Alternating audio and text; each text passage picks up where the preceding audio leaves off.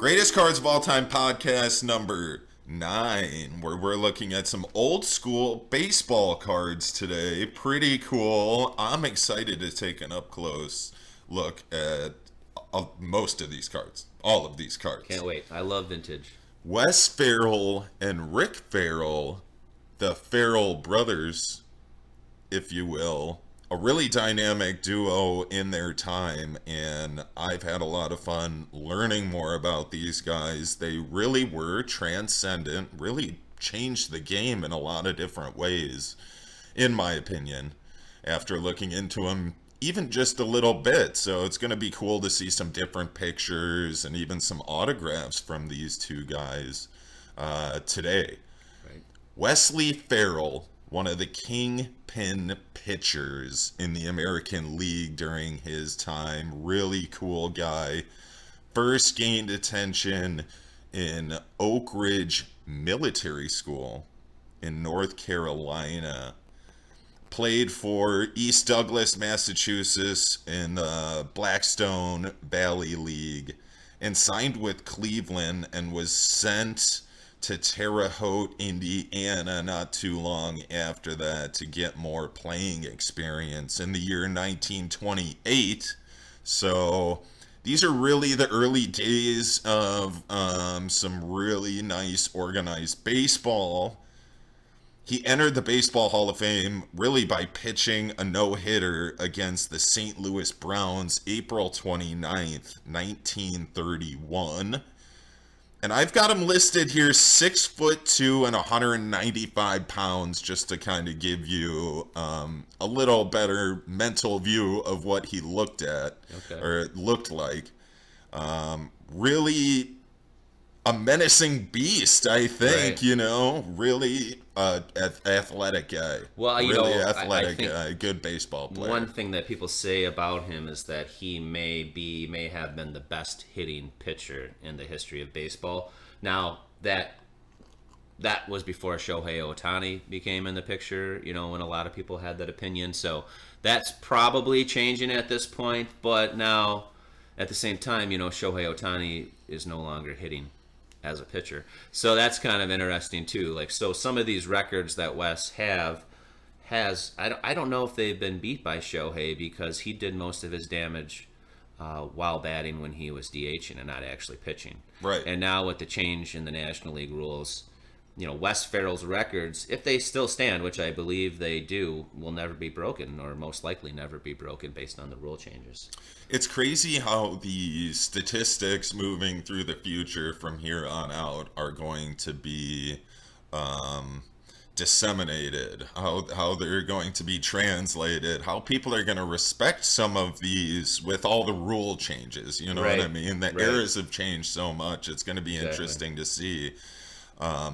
But I think there are some statistics, like you said, you've been getting into war and stuff like that. So that is kind of a way to transcend the times and compare them maybe in the fairest way. Right. I mean, and that's one way to do it. It's still hard to compare because of the way pitchers were used back in the day, where, you know, they pitched complete games. They threw a lot more innings. So when you had 20-win seasons, I think it was more likely back in the day, just because the way that they used pitching. So some of those rules or records are a little hard to compare. But when looking at WAR, so basically I ran across Wes because I was looking into Shohei and found this really good hitting pitcher from back in the 30s. And then from Wes, I ran into his brother Rick, which was pretty cool. Rick Farrell is actually in the Hall of Fame, and Wes is not. Rick has a career WAR of 30.8. He has 28 home runs. By the way, his brother has more home runs than him as a starting pitcher. So Wes has 38 home runs, and Rick has 28 home runs. Was that a lot for a pitcher back in that time? Yes. Okay. So he definitely had the record for most home runs by a pitcher in a season. We can talk about his 1935 season in a little bit here for Wes, but I think he had 9 home runs that season, which was a record. It still may be a standing record. I'm not positive on that. And as far as Wes's batting average compared to his brother Rick, it was basically the same. Rick had a 281 career batting average, and Wes had a 280 career batting average. So very, very close in batting average. Now, Rick, I do believe, was kind of a controversial selection to the Hall of Fame. It was not by the writers. I'm no expert on how the Hall of Fame voting works, but there's multiple ways to be inducted into the Hall of Fame. It's not just the writers. There's basically a committee that's made up of ex-players that get to decide also. And I don't know that process exactly, but that's how Rick got in, and I believe it was late. I want to say 1987. Again, don't quote me on that. That's just going off of memory, but I know it was late. So kind of interesting. It's cool that these two guys played together, played against each other, and played on the same team. Wes being a pitcher and Rick being a catcher, obviously they worked together. I read a story. These two guys kind of got into a fight on the mound where he was shaking off his brother, and then his brother was like, fine, you just throw it and I'll just catch it. And he pitched the whole game like that with no longer calling what to pitch, and he just kind of knew what was coming just because they played together growing up. Wow. I think he pitched a two-hitter. And everybody was congratulating Wes after the game, and Rick was still pissed off and just basically said, if you would have listened to me, you would have pitched a no-hitter. So just a cool story for the brothers and showing how, I have a younger brother that I played sports with, and it's just real competitive, obviously. I couldn't imagine playing at that level together. And going back to playing against each other, that no-hitter that you referenced, I'm pretty sure it was against Rick. Wow. So I'm very confident that he was actually pitching against Rick, and I'm pretty sure Rick got on base, but they called it an error. So his brother should be in the Hall of Fame. Oh, God. And he gets a no-hitter. Yeah. I mean, against his brother. Wes, there's so many. I mean, Wes's WAR is higher than Ichiro's. I mean, it's basically the same, but Ichiro has a 60 WAR. That's unreal. Wes has a 60.1. That's unreal. There are so many players that are in the Hall of Fame lower than Wes Farrell that you would be like, why is Wes not in the Hall of Fame? I mean, it's hard to argue why he's not in the Hall of Fame. He also had injuries at the end of his career, or else he could have even done more damage. But going back to Rick real quick here, I don't have nearly as much or many cards on Rick, and here's the thing. I don't think he's as good of a player as Wes, and his cards are more money. That's the insane thing. The Hall of Fame designation is a huge thing. It's huge for the value of the cards, but some players deserved it and some players don't. So you've got this card right here. This is a 1935 Diamond Stars, Rick Ferrell, but it was kind of expensive because he's in the Hall of Fame. Isn't that something? Once you start looking at these cards real close and start comparing the numbers, like you said, Wes should be in the Hall of Fame. Rick is in the Hall of Fame. I think there's maybe 4 players in the Hall of Fame that have a worse WAR than him. So he's basically... 30 is not typically the threshold for making the Hall of Fame. A lot of those players that were in there, they all looked like they were around the same era in the 30s. And maybe it was just ex-players kind of voting them in. I doubt that they were... Well, I don't know that for sure. I suspect that they were not voted in by the first process, which is the writers. But, not exactly sure. The other card that we have from Rick isn't really a card. I mean, it's a cutout of an old picture, but looks really cool in the light box. That blue just pops off of that black background. I think it's just a pretty cool card. I think this is one of the coolest cards we're going to take a look at today, even though it's a cut signature of looks like a Gaudy picture, picture that was taken of him. It looks like the ones that we were kind of showing in the beginning. It kind of looks like just a black and white kind of postcard. Maybe a Gaudy picture that he signed, and then they just... Looks cool. I mean, as far as a cut auto, that's a sweet cut auto. It's a sweet cut auto because they... It's not like it's a check. They make it look... Yeah, it's not a check. Yeah. It's not a love note. It's not a check or something stupid. But the cut signature edition history of baseball, for a newer card, they kind of make it look nice and classy, black and white. That blue pops really nice, and it works really well with this card. This is a very cool cut signature, like you said.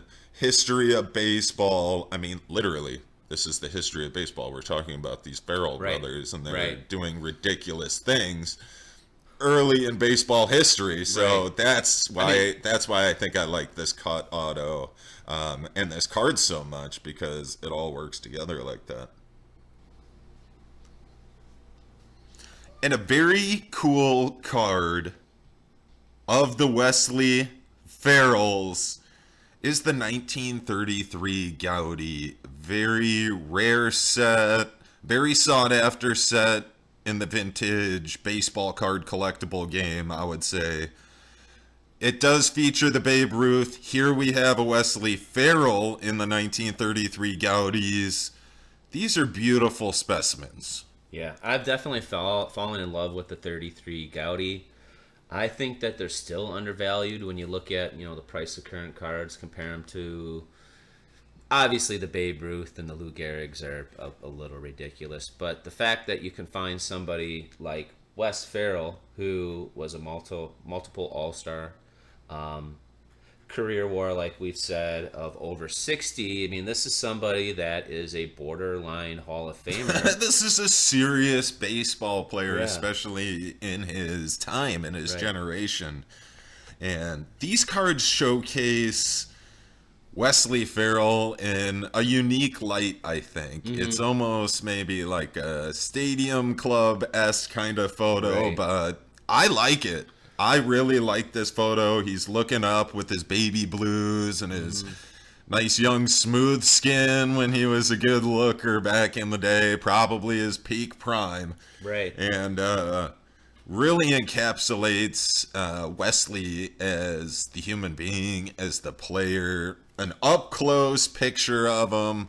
I like this card. He's sitting there in his uniform.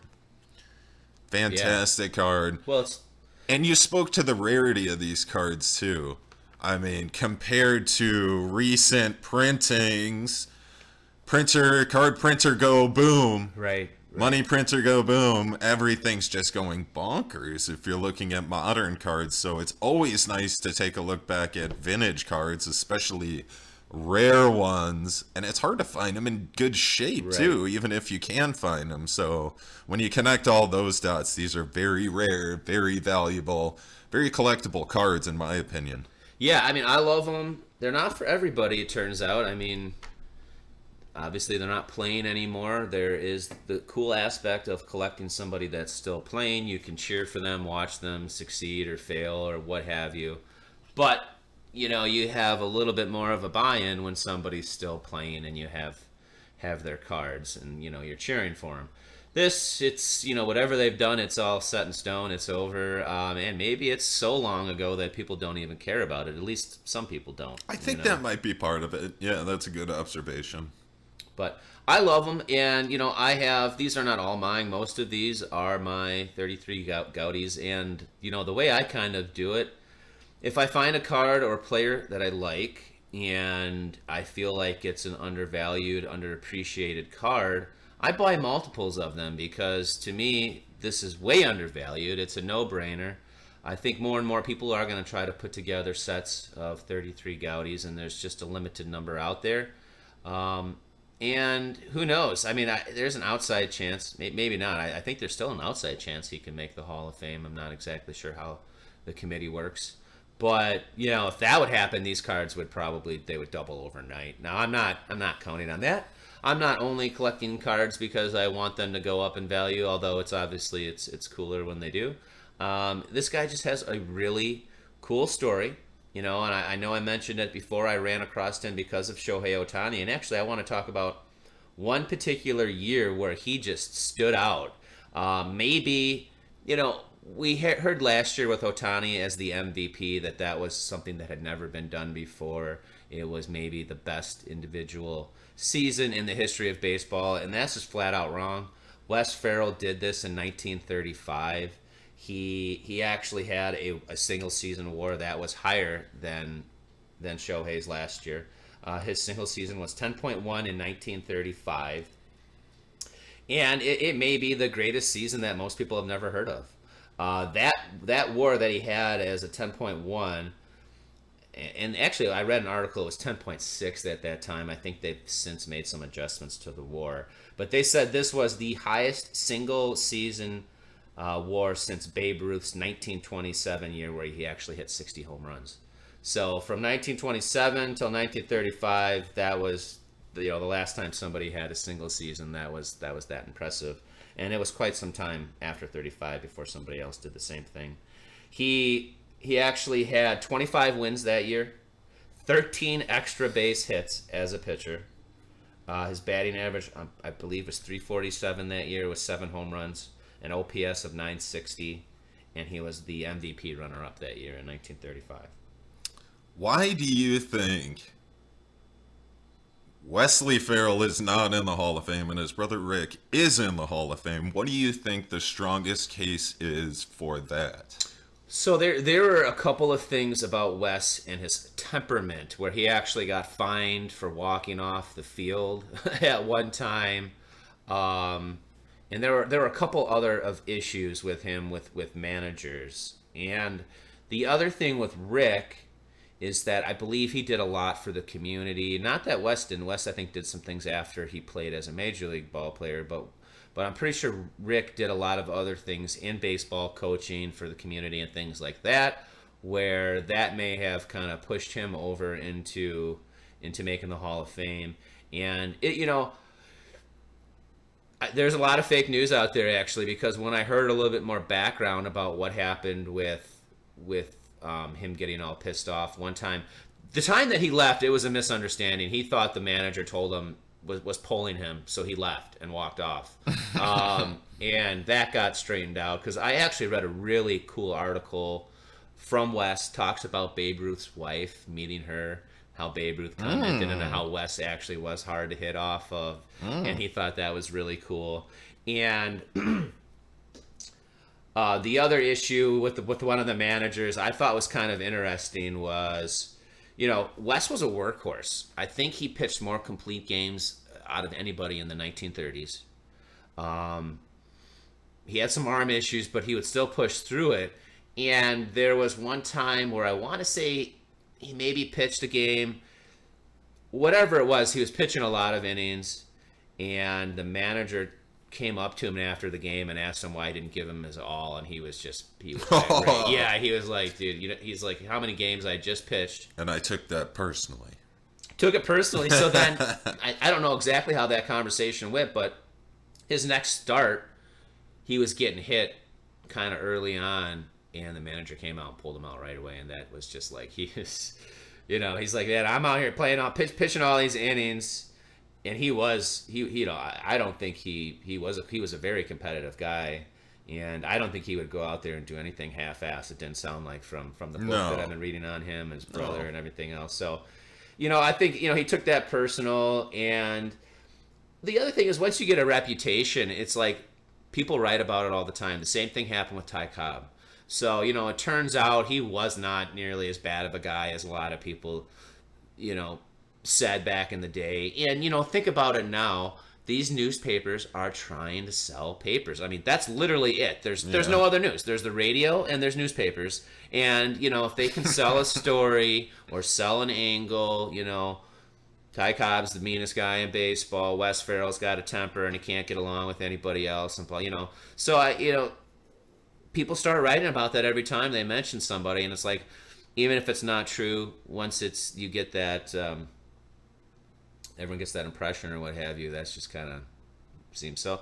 That may be some of it, and then, at a certain point, how many people are looking back at players from the 1930s? At a certain point, you get so far from, and there's really not even much video. It's like, baseball is old, it's like, how, you got to start looking at newspapers, it's just like you get so far away from the time that you played, people don't really think about it anymore, and they kind of get forgotten about, unfortunately. And if you don't get in that sweet spot, I think his closest most votes was when he passed away, or maybe I might have been thinking about somebody else, but either way, at